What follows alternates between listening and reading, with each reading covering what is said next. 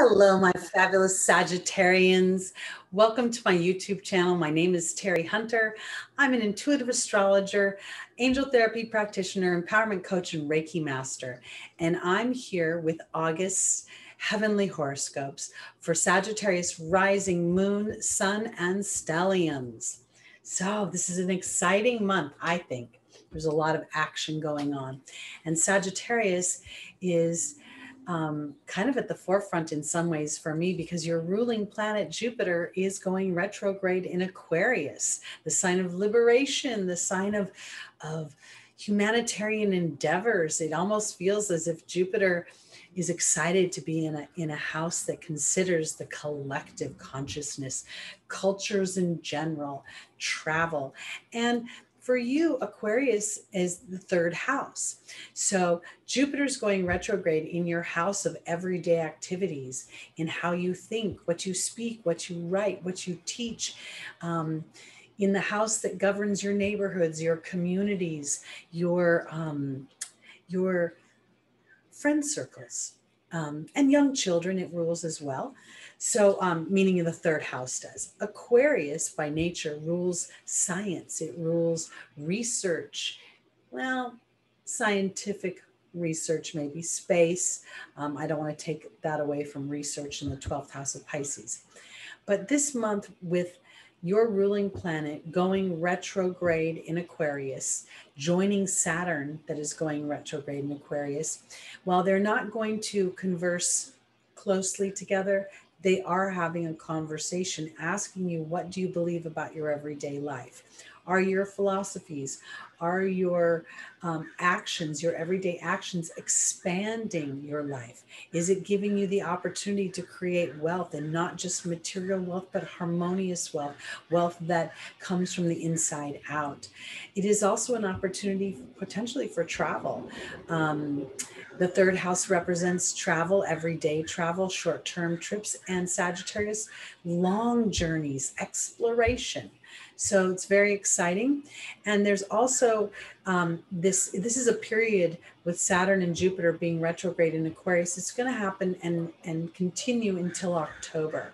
So this is kind of a theme for the next few months as to what do you want to liberate yourself from? Where do you want to write new structures in your life? Where do you want to start taking your everyday actions based on your true philosophies and beliefs about who and what you want to experience in the world? So that's one of the main things I think that's going on, and what I've based these readings on is Jupiter's placement in the chart, or in the transits. We have on August 1st, the Sun and Mercury in Leo. The Sun represents my ego self, how I project myself out into the world. Mercury rules my thoughts, my everyday activities, my reading, my writing, watching news, things such as that. It is going to be in an opposition to Saturn in Aquarius. So what you're thinking about and how you want to express yourself is going to be an intense conversation with Saturn, because Saturn is going to ask you if you are indeed liberating yourself from old activities, or if inadvertently you're perpetrating the same behaviors, but you feel like they're in a different location, so they're different. We also have Mars moving into Virgo, creating an opposition with Jupiter in Aquarius. Mars is the action planet. Virgo is the sign of work, the sign of health, the sign of slavery. And we are slaves often to our jobs. So the Sun and Mercury may ask you, am I really doing the things that I love? Am I purporting the actions that are authentic to what I want to move towards? We have a new moon on August 8th in Leo. So Leo representing fun and personal creativity and children and romance and hobbies and playtime and entertainment and actors.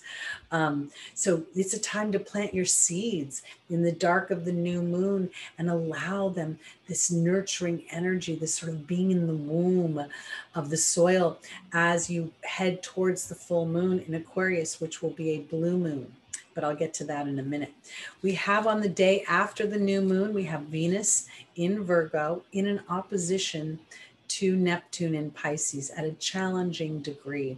This could be a day where the new moon is actually bringing forth information that is revealed by this opposition. And Neptune can rule things that are murky and unclear, illusions, deceptions in some ways. And in the house of work, you may find that you don't feel as valued as you thought you were in work. And that will give you an opportunity to really revisit if that work environment is serving you or not. And in doing so, making plans as we go into the rest of the year to shift that for yourself.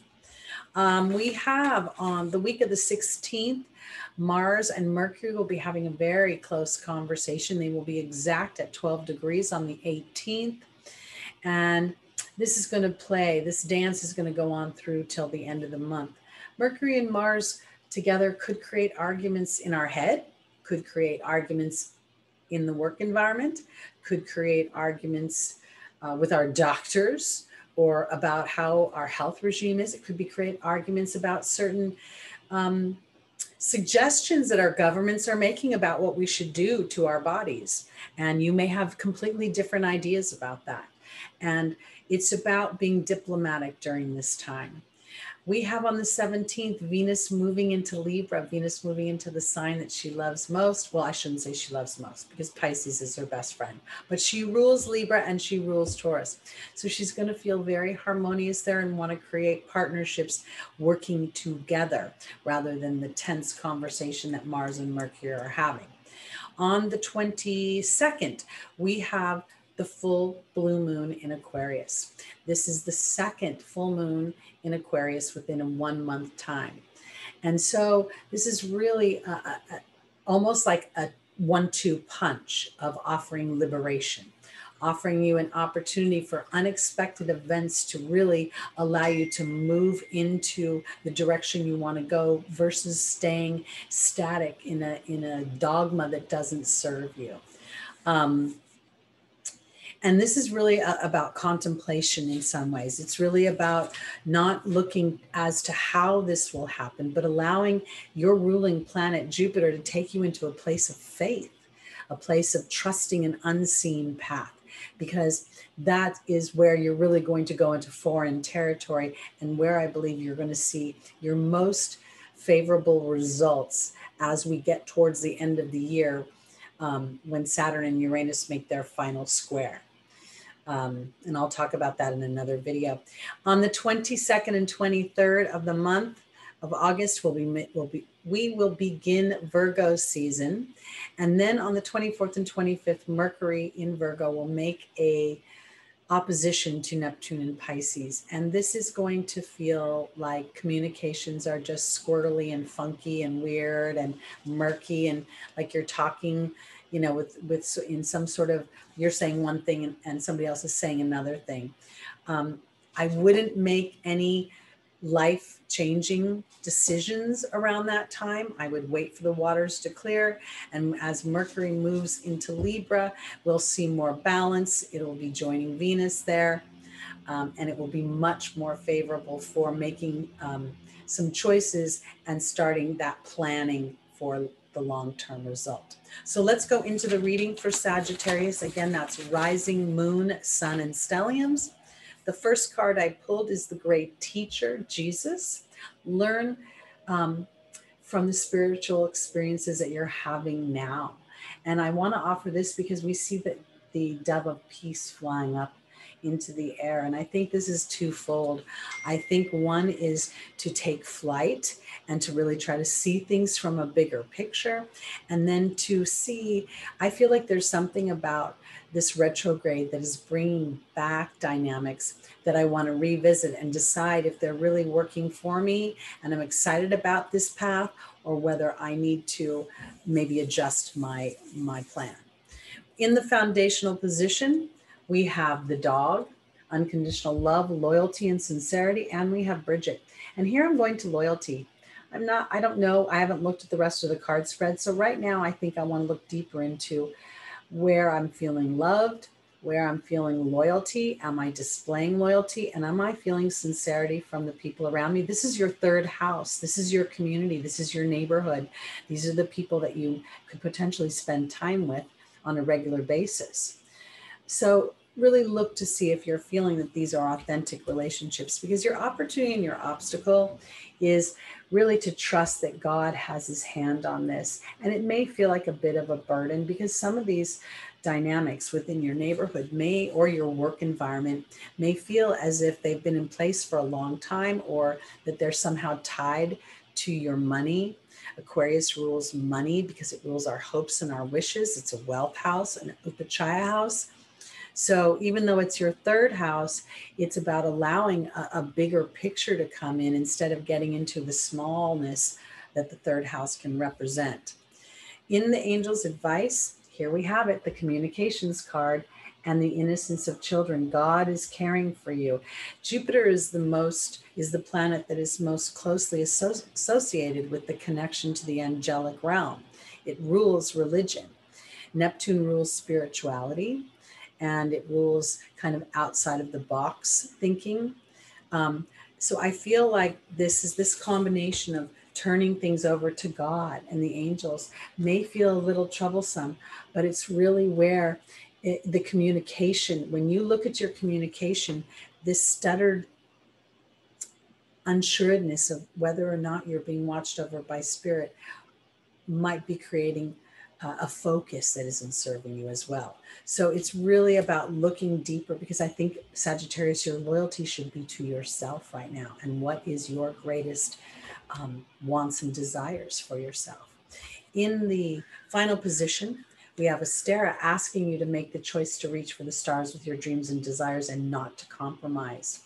And because the human experience is truly all about choice. Karma is all about choice.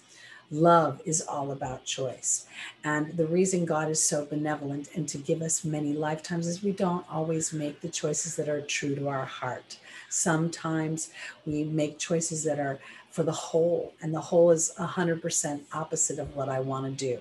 So Sagittarius, I think you should play to the adventurer in you, play to the archer, aim your arrow high, reach for the stars. This could be a very pivotal time for you to claim your space, and doing so, anchoring your belief in yourself, your belief in the divine, and watch the floodgates open.